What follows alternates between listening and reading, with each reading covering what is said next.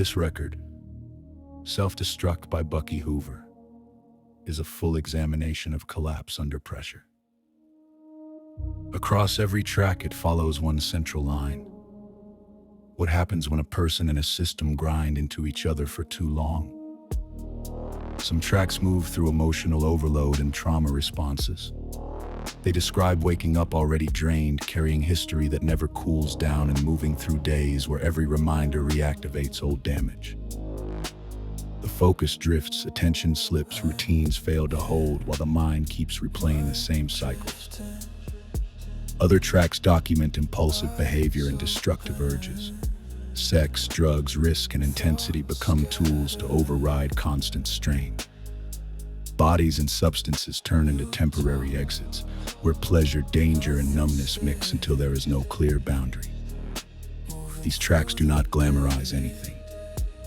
They show what happens when pain, desire, and self-erasure merge in the same scene. The record also enters psychic confusion and spiritual interference. There are pieces that step into dissociation, parts of self taking turns of control, presence inside the mind that move with their own intent.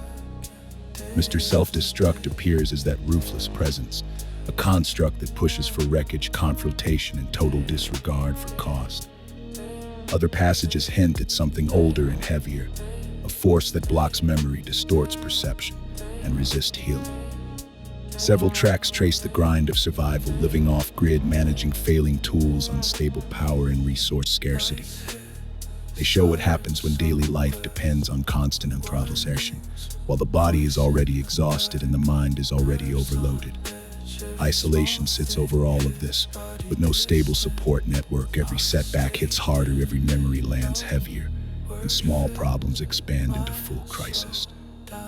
Loss and grief run through the album as a permanent weight. Family separation, parental displacement, and broken bonds are presented as wounds that never close. Tracks examine the reality of missing children, the way courts and agencies can dismantle a family, and how a parent is left carrying both love and powerlessness. Government and court systems appear throughout the record as active forces. Lyrics dissect how policy, paperwork, and legal language convert human lives into entries and profit streams. There are tracks on education as conditioning, on surveillance as routine, on digital control, financial mechanisms, and enforcement disguised as care. Economic pressure sits underneath. Rising cost, unstable income, and the constant exchange of life for currency. Social pressure layers on top, expectations to comply, to stay quiet, to keep producing, even while breaking internally. Taken together, the album shows outside structures pushing in while internal structures crack. Old memories keep firing. Daily strain never lets up, and the mind develops patterns to survive. Parts splitting, numbness rising, rage stepping in. Self-destructive moves offering quick relief at long-term expense. Certain pieces concentrate on perception itself, how sight, awareness, and spiritual sensitivity can be dulled, medicated, or discouraged. The reference hidden programs, band research, and the suppression of anything that might expand human perception beyond what systems can control. These tracks frame reality as something curated and managed, where people live inside a narrowed field while believing they see the whole. Across the record, days blur together. Work, exhaustion, substances, sex, anger, numbness, survival tasks, legal battles, system encounters, all blend into a continuous strain with no true reset. The mind revisits the same themes, injustice with no accountability, the feeling of carrying far more than one person should, the constant calculation of whether continuing makes sense. Self-Destruct organizes all of this into one structure. Each track highlights a different angle. The intimate scene, the psychiatric edge, the systemic analysis, the spiritual disturbance, the childhood wreckage, the present-day survival. The record does not offer resolution. It serves as evidence. The title Self-Destruct points to several layers at once.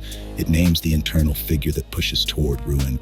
It describes the condition where a person adopts the tools of their own collapse because every other route feels blocked. It also points at the larger machine, a world design that gradually turns people against themselves through overload, coercion, and manufactured despair. In the end, this album stands as a document of collision, inner struggle meeting external systems, private damage meeting public machinery, personal breakdown meeting structural design, it does not ask for sympathy.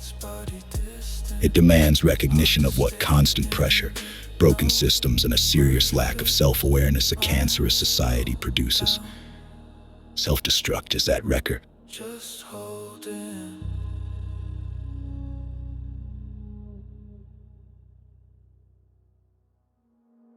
Signals fading, don't reach.